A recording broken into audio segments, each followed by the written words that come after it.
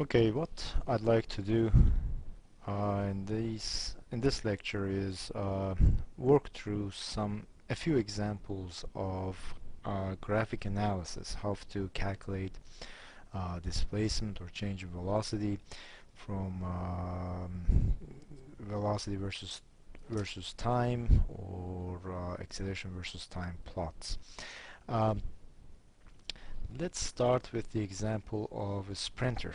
Let's say that a sprinter starts at 0, and that she starts from rest, so her at t equals 0 seconds, her velocity is 0 meters per second, and her acceleration is 2.5 meters per second squared. And then she accelerates to her top speed of 15 meters per second, after which she continues at constant speed till she completes the 100-meter dash.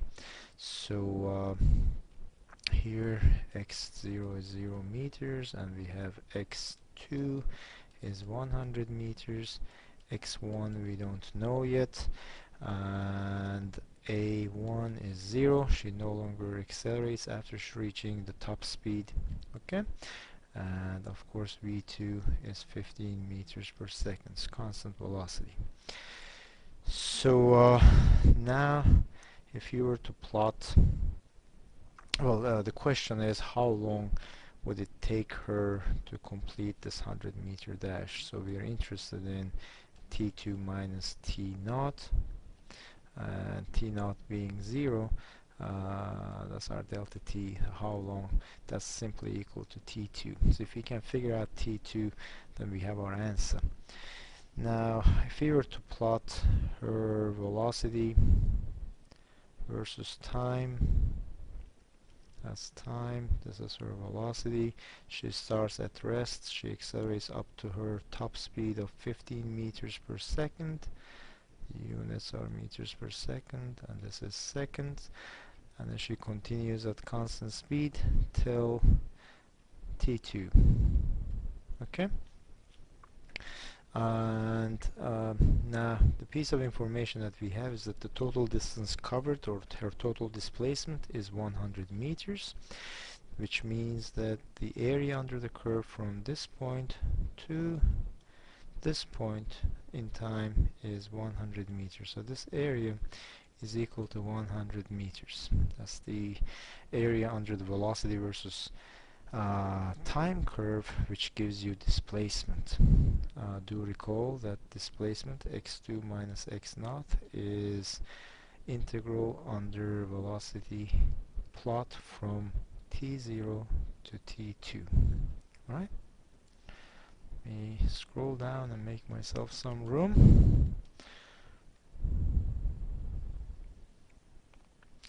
Okay, so if we were to say that this is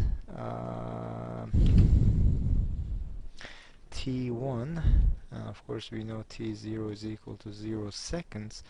Now the area under this blue area under the curve, the blue shaded area, is made up of the area of this rectangle, which is t2 minus t1 times 15, and the area of the triangle, which is 1/2 of t1 times 15. But what is t1? If we only knew t1, we could solve for t2. Now t1 we can figure out because we know the acceleration. Her acceleration is 2.5 meters per second. Therefore the slope of this line here is 2.5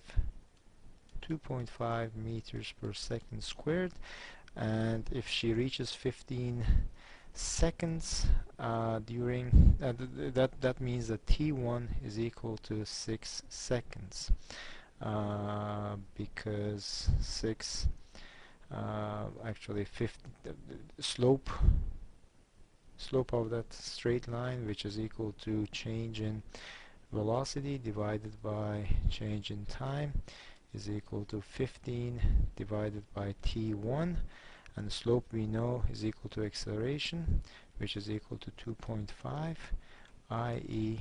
t1 is equal to 15 divided by 2.5, which is equal to 6 seconds. So we now know that t1 is 6 seconds.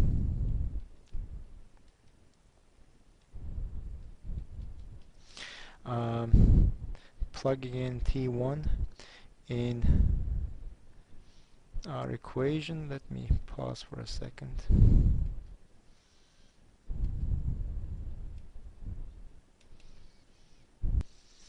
Okay, here I am again. Sorry about that.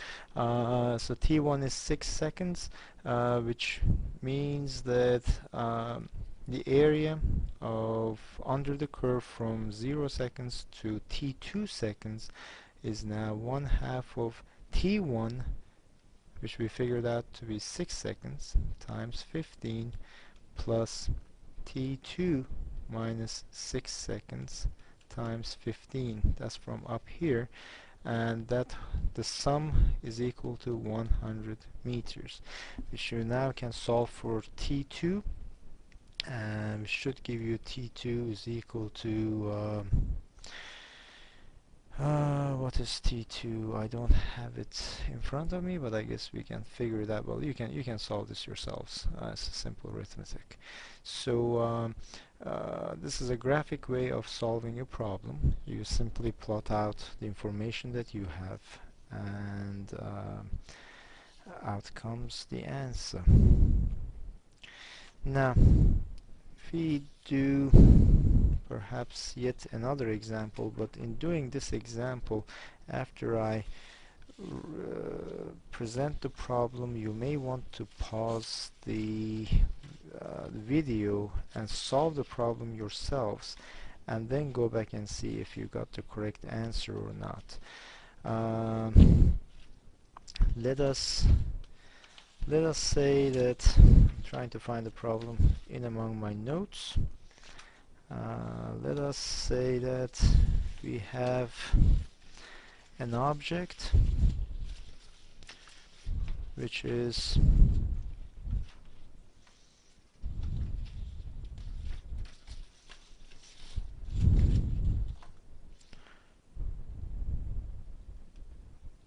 okay, I found the example.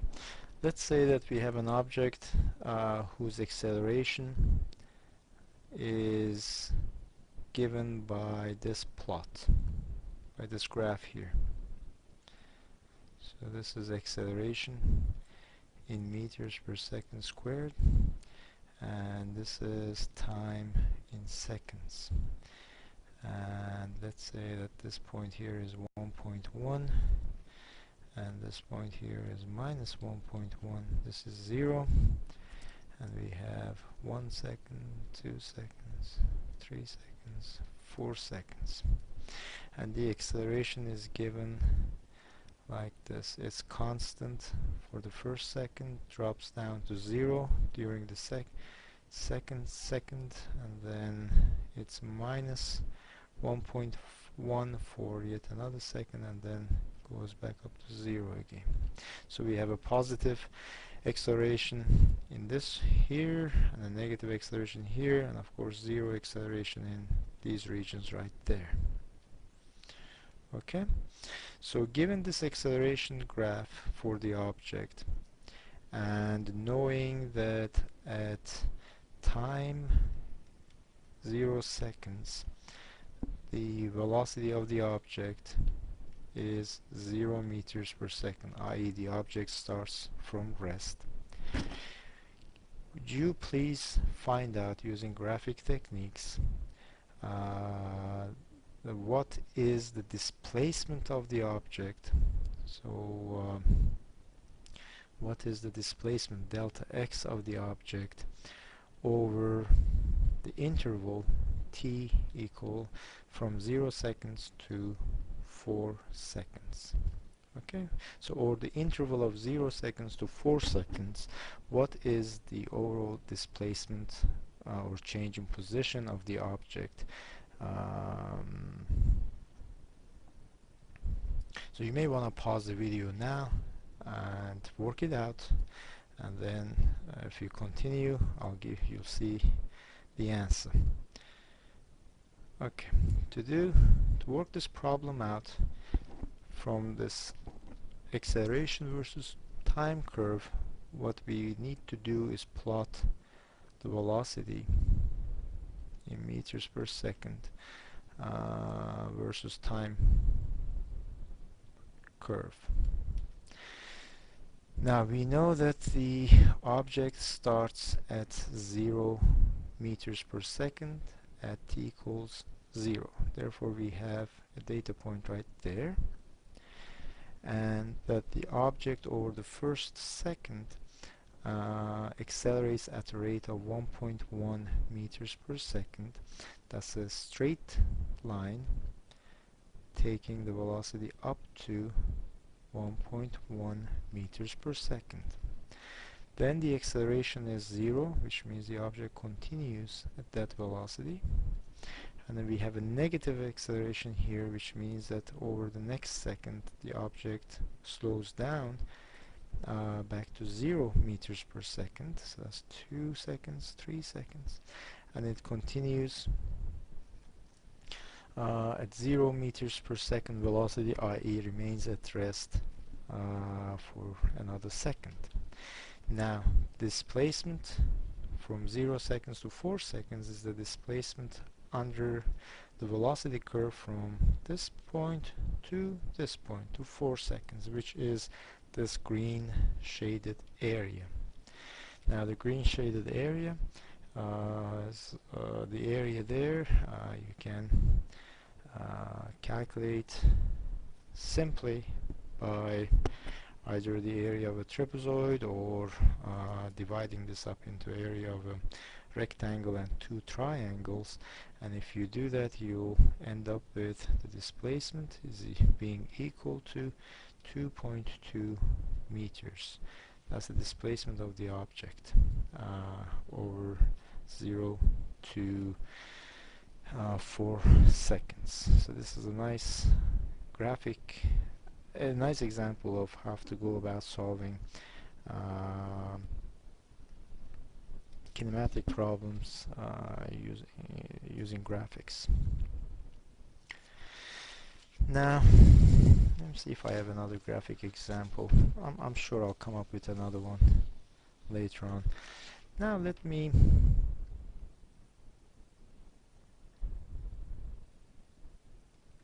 pause.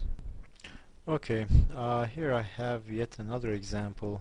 Let's say that a car is traveling in the x direction. Here's the origin. The car is traveling at a constant velocity of 20 meters per second, so this is t equals 0 seconds, and v naught is 20 meters per second. Now at t equals 0 seconds the driver sees traffic lights turn red, and the traffic lights are 50 meters away. Alright, let's say this is 50 meters right there. X is in meters. And her reaction time, let's say, is half a second. So if this is 0 seconds and then t1 is 1/2 of a second, so this is constant velocity over this region, and then she applies the brakes, and then the car slows down, slowing down to a stop at traffic lights. So v1 is also 20 meters per second, and v2 is equal to 0 meters per second, but t2 we do not know. That's what we were hoping to find out. And we know that acceleration in the first phase of motion is 0. There's no slowing down or speeding up. And A1, we know it's negative. Well, that's all we know. It's a negative number because we know the car slows down from 20 meters per second to 0 meters per second. So how do we go about finding out the unknowns that we have? And once again, the unknowns are A1, the acceleration, the negative acceleration that the car needs to have to slow down to a rest, to stop. T2, how long it takes from the time the driver sees the lights turn red to when he or she comes to a stop. Also, there's one other unknown. If we go ahead and mark the positions, well, x0 is 0 meters, of course. X2 is 50 meters, but x1 we don't know. However, that's a simple calculation. We know that the car is traveling at constant speed, 20 meters per second, and the duration here is half a second, so that means x1 must be 10 meters. So that's a simple calculation to figure out the one of the unknowns. Now, to figure out the other unknowns, what you would need to do is perhaps use a graphic analysis technique. Let us plot the velocity of the car in meters per second versus time in seconds. So this is 0. Let's say this is T1, which is a half a second, and then this is T2. We don't know what T2 is. Now, during the first phase, the car travels at a constant velocity of 20 meters per second, and then the velocity comes down to a 0, and it's a linear line with a negative slope, where the slope of the line is A1, the acceleration, the negative acceleration that the car has. Now, we know that the area under the curve from 0 seconds to half a second is 10 meters. Okay, so that's 10 meters. And you can immediately see that's 10 meters is equal to 20 times a half. So you didn't even have to calculate it, do a mental calculation there. You could have just read it off the chart. And we know that the total area, which I'm going to shade in blue, is 50 meters, which means that the area under the triangular shape, or from half a second to T2, must be equal to 50 minus 10, or 40 meters. So the area of the red triangle must be equal to 40 meters. Now, the area of the triangle is given by 1/2 of height, which is 20, times base, which is T2 minus a half, and that whole thing must equal 40. Now, from this you can figure out that T2 must equal, if I'm not mistaken, 4.5 seconds. Therefore, the total time for the car to come to a stop is 4.5 seconds. Yet another example of how to go about calculating unknowns using graphic techniques. What I like to stop here as far as graphic examples are concerned. I will be posting yet a third lecture for this week shortly, which will cover kinematic equations of motion.